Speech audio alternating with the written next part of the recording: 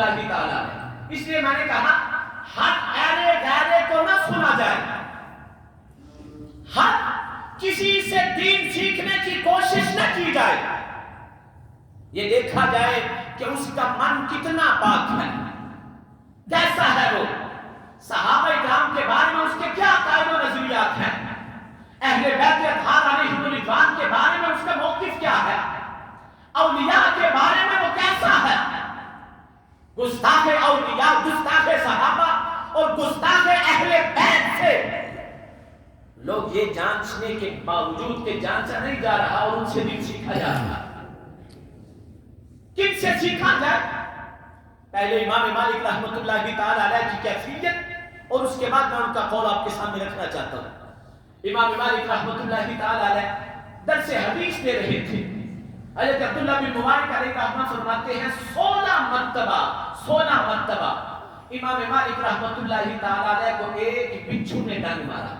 16 مرتبہ امام مالک رحمۃ اللہ تعالی علیہ کا چہرہ زرد پڑ گیا، رنگ زرد ہو گیا، چہرہ متغیر ہو گیا، لیکن آپ نے پھر بھی اپنا پہلو بھی نہ بدلا، پہلو بھی نہ بدلا.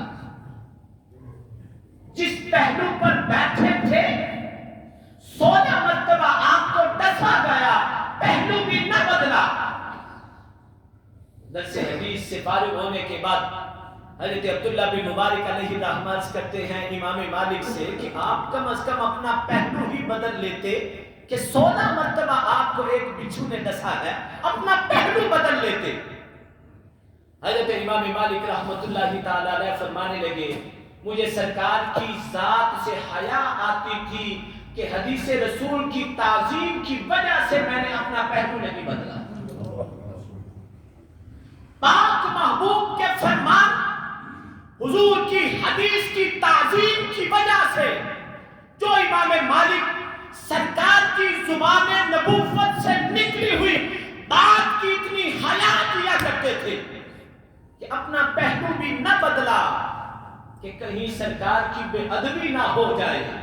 ایسے لوگوں سے دین سیکھا جائے، ایسے لوگوں سے رب کا قرآن پڑھا جائے جنہیں سرکار کی احادیث کی تعظیم نہ ہو، گستاخ صحابہ ہو، گستاخ اہل بیت ہو، گستاخ اولیاء ہو، ان سے دین سیکھا جا رہا ہے. انہی کا یہ قول ہے جو میں آپ کے سامنے رکھ